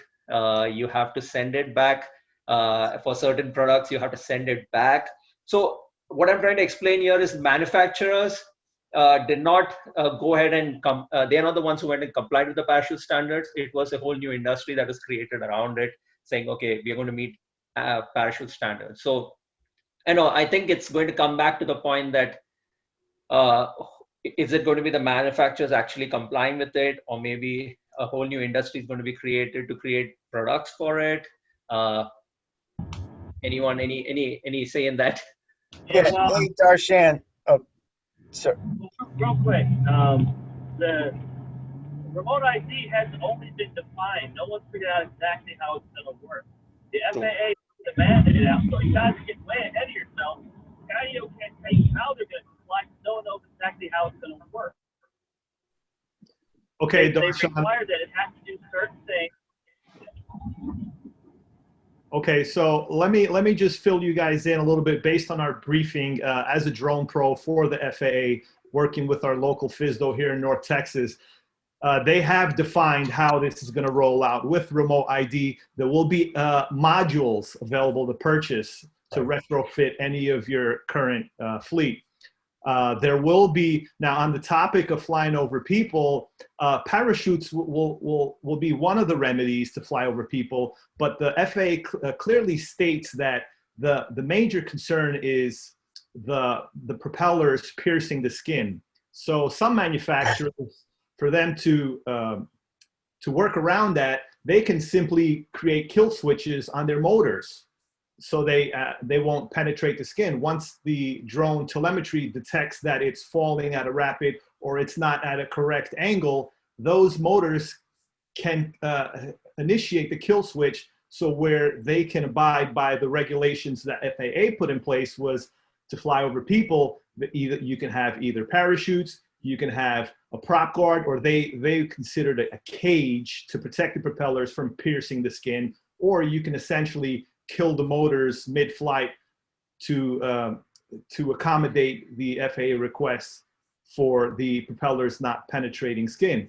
Now, on another subject I want to touch here is that I believe it was Kevin with the remote ID expecting something similar to ADS-B to be rolled out. The FAA last night specifically said they do not want to have the ADS-B initiated for unmanned systems unless you are your mission would be beyond visual line of sight. So there will be some sort of ADS-B, but it won't be a large quantity of ADS-B. Specifically, it'll be more remote ID based. I think you know, Adrian, you make a lot of good points about how the FAA is defining these things, but I think ultimately we get to a point where this is where we are in the industry. You know, it does take time for things to develop and to be built at the manufacturers and to come out.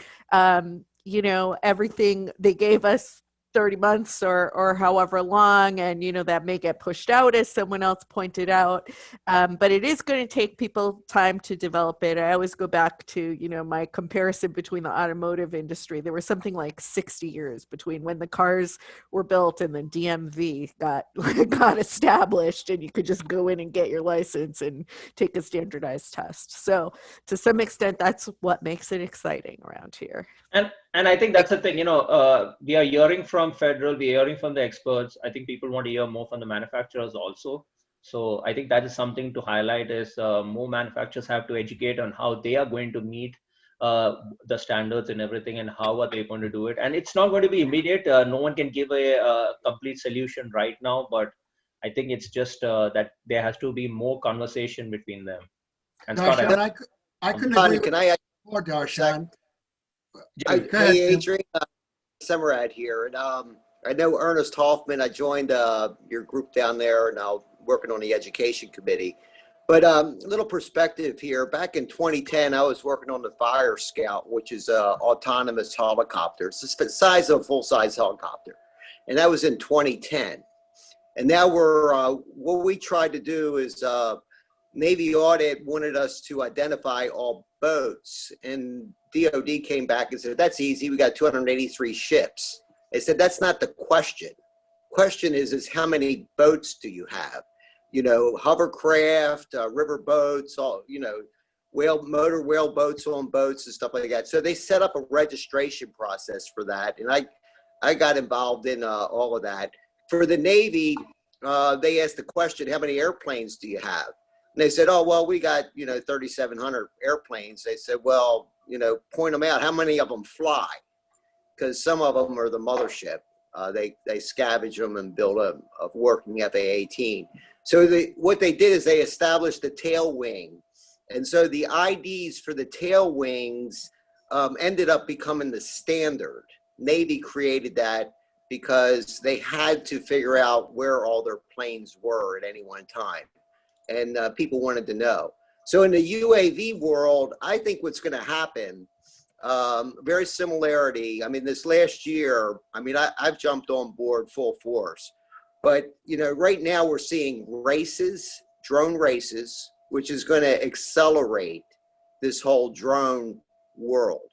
And then FAA is jumping in, thanks to Darshan's efforts. They're jumping in full force. And so they're anxious to make this convert this from a hobby to an actual service that's delivering vaccine shots, COVID-19 shots to hospitals, which is going on right now down in Austin. I think it is Austin or Houston. So we're seeing really practical applications and real value in the drone world. So I think we're going to see an acceleration in 2021. 2020 was enormous, a huge acceleration. And I think we're going to see that in 2021. We're going to see even a further maturity in this whole business. GM just announced their taxi, autonomous taxi. This last year in 2020, we saw the Navy developing autonomous boats and autonomous other vehicles for the Army and the Air Force and the Navy. So we're in a very exciting era right now, and everybody on this call right now, I view as heroes and leaders. So I'm looking forward to watching some great things happen in 2021. Over. Thanks, So, Jim. so Scott, I think you wanted to say something? Yeah, so one of the things that Andy touched on earlier is that if you look at the standards development organizations like ASTM, they put together a lot of work around remote ID. And what they're working to do is to essentially take those rules and make them as close as possible to something that could pass as an acceptable means of compliance with the FAA. And so you've got to have that first, and you've got a lot of the manufacturers that are working together to make that happen. And that's kind of our first next step to getting towards, okay, how are the manufacturers actually going to build drones that would work through this, either standard remote ID or the broadcast modules that'll work. And I think everybody's working feverishly. And I mean, I personally know of companies that are mocking up broadcast ID modules, and they're looking to other, places that are doing this, like in France, and trying to see what they're doing. And it'll take a little bit of time, but I'm confident that they're going to get to a point where we're going to figure it out. I know that there is a little bit of apprehension in the industry of how is the actual execution going to happen, because some of that wording in the rules were pretty nebulous of what's the frequency going to be, what's the power requirement going to be, how big is it actually going to push out. And I think part of that's exciting, and a lot of people in the industry are volunteering their time to make those things go forward. Thanks, Scott. So I think, we're wrapping up today because it's already 6 p.m. and I want to make sure that every month we have a lot of conversations. So this is remote ID will be an continuous discussion. Would like to thank everyone who participated. Just to let everyone know that few of the initiatives, it was mentioned early, but some of the things that we're highlighting is starting from next month, Bill Lewis will be doing a part 107 class it'll be a 60-minute session open to everyone, and we'll be taking up unique topics from the part 107 syllabus and spending a good hour on it, and we'll be putting out a calendar. It's most probably, Bill, is it you want to add something? It's third week of Wednesday, Bill. Yeah, I'll hand it over to you. yeah, I'm sorry. Yeah, let me get my camera on here. Yeah, so I'm looking at maybe like the third Wednesday of each month. Do something a little bit different than Fridays, geared towards anybody who's you may have taken the 107 because you did some self-studying, but you truly didn't understand how a METAR is created or national airspace, but you got successful on the test and you got your certification. You just want to know it more. If you know anybody who is interested in taking the Part 107, they're invited too. Get them, this will be a hook for them to get into participating with us on a monthly basis. So, again, it's just general topics, and each month we'll vote on the next topic and cover it again as we go through. Recurrency is definitely going to change come March, so I don't think that we need to go through a recurrency training test, because that is a little bit different than the 107 in its current form. But if you've got question about the currency that you need to take prior to March, then we'll touch on a couple of those topics, because there's foreign registry questions and things like that that you'll need to be familiar with if you haven't taken recurrent yet. So, all right. Thanks, Bill. And just to mention that we're not taking away anyone's business from Part 107, those who are running classes and all. We're not doing any of those. We're just having discussions. We just want to make sure that you're aware about the changes, updates, and stuff. So we'll be taking up topics. Sometimes the topics will be more general, maybe even human factors as such, and just spend a little bit of time on it. So Bill is going to be the instructor for that. Riley is initiating, is working towards some initiatives for giving away. Riley, do you want to mention about the drone initiative that we are going to kick off very soon? Sure. What our team is talking about is potentially working with youth and adults with disabilities. We're exploring options on how to get them drones for mechanical skills and just fun and aviation training. So that's something that our state is going to look at. We're exploring options. If you have any ideas or any information that you would like to share with us, we're reaching out to some state entities, again, on getting individuals, specifically youth, things like that with mental and physical disabilities, getting them into some drone training potentially if it works. Maybe with small telos or things like that. We just think it's an avenue worth exploring and reaching out to. And then, of course, we will still be doing our drone giveaway for public safety. We will continue that this year as well. But anything that you guys would like to partner with us or work with us, even if you're not in AUVSI North Carolina, we would be, very appreciative for anything that you guys want to do. Lastly, before I sign off, 2020 was a whirlwind year. Going into 2021, it still looks pretty bleak. There's still a lot of bad things going on, and this is just me on my soapbox outside of drones. We're almost like one thing you don't talk about is religion and church, is what my family always said, but we're almost like an unmanned church. We're like a drone church, and we're close, all of us. Some of you guys we just met today. Some of you guys we've been friends with quite some time. But we depend on each other, and if it's not for us, then it doesn't happen. And we've got to work together. So what I'll say is the virus has affected everybody. I know right here in North Carolina, our small county is #1 in the state right now for deaths and positive rates for just a small little country community. So I know what it looks like firsthand, and so I will say it has affected everybody. We in North Carolina are thinking of each of you and your families and friends that have been affected. Our hearts go out to you, and I know this it goes both ways. But again, outside of unmanned aviation, right now is a time that we depend on each other. And if you need to talk, if you need a friend or a shoulder or just somebody to vent to, we're all here. We've got numerous chapters. There's numerous people on this podcast or this interview today streaming. Reach out to us. It is a stressful time for everyone.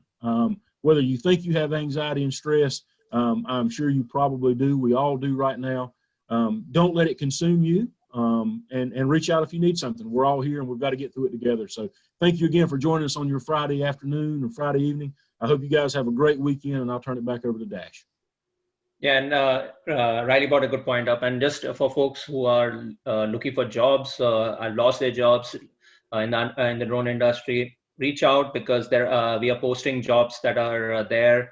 And if you if you need any recommendation, I think we'll be glad to help you out. And that's I said, we'll try and help each other out. But to end it with that, we last year being a tough year, we were still able to give 4 agencies, public safety agencies in North Carolina, 4 drones and start a new program. So we can say, at least for those agencies, it was not a bad year, because they were able to start their program and start a drone, get some drones. So we are continuing with these initiatives, and we will be meeting last Friday of every month.